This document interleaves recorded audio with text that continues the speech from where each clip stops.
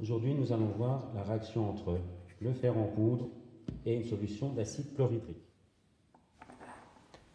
Je verse ma solution d'acide chlorhydrique dans un bécher.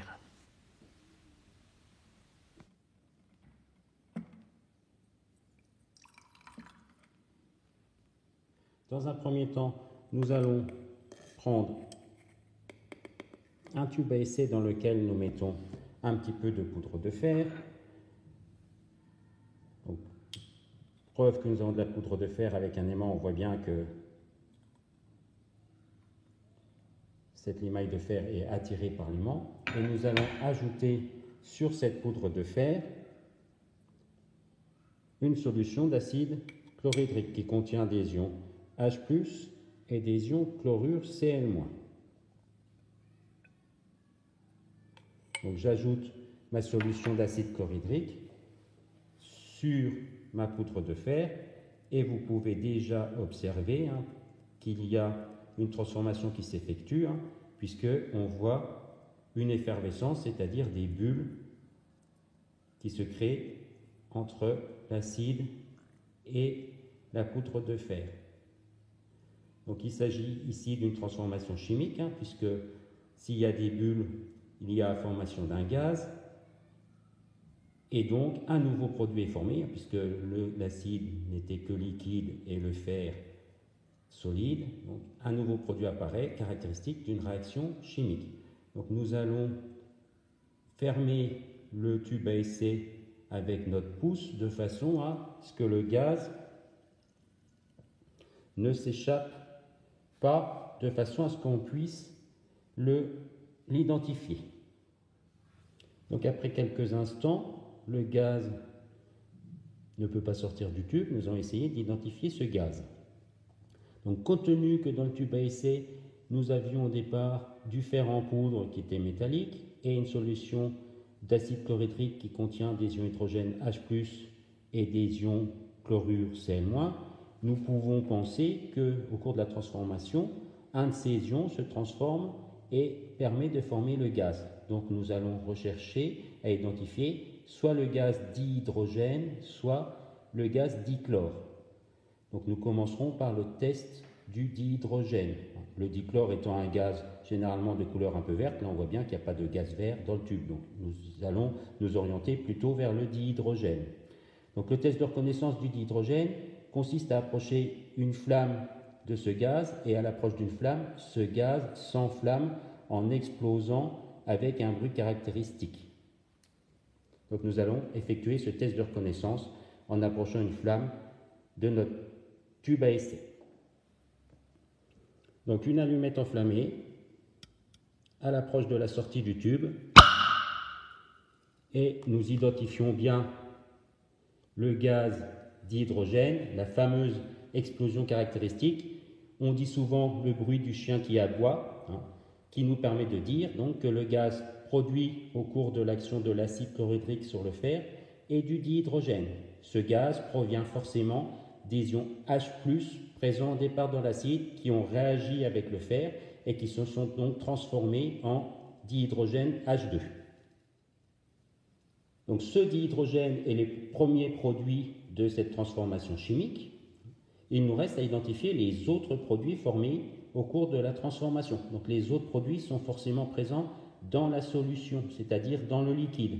Donc nous allons séparer notre liquide en deux pour identifier les ions qui pourraient être encore présents dans cette solution obtenue en fin de réaction. Donc nous versons une partie de notre solution dans un autre tube à essai.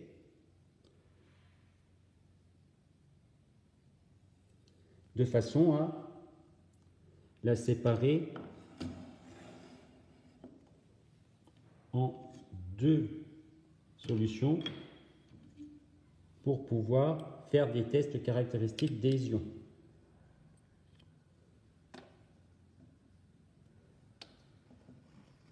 Donc, premier test, nous allons vérifier s'il reste ou non des ions chlorure dans notre solution en fin de réaction.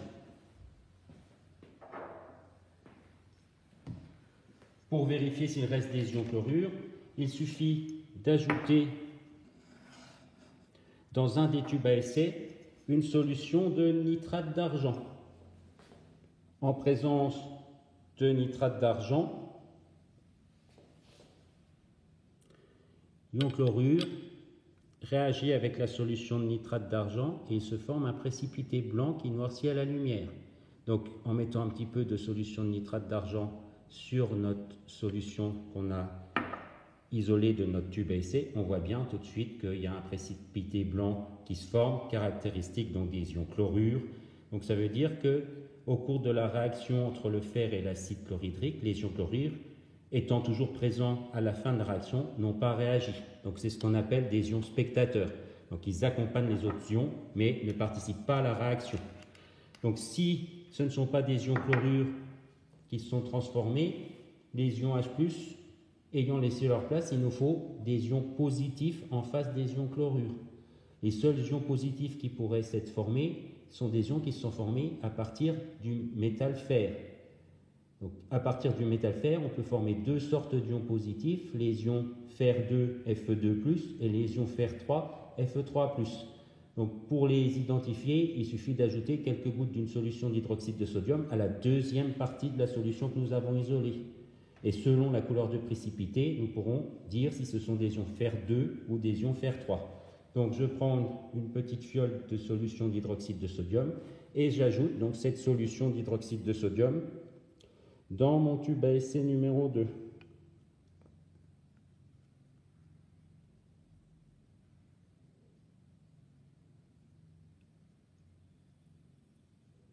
Et vous voyez apparaître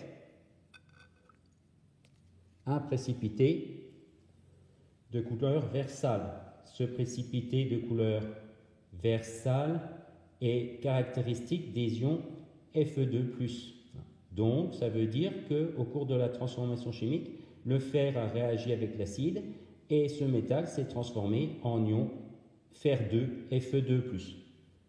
Donc, voilà pour cette réaction. Ça veut dire que le fer réagit avec la solution d'acide chlorhydrique et que cette réaction a produit du dihydrogène, H2, et des ions fer2, Fe2+. L'équation bilan pourrait s'écrire Fe plus 2H+, flèche, H2 plus Fe2+.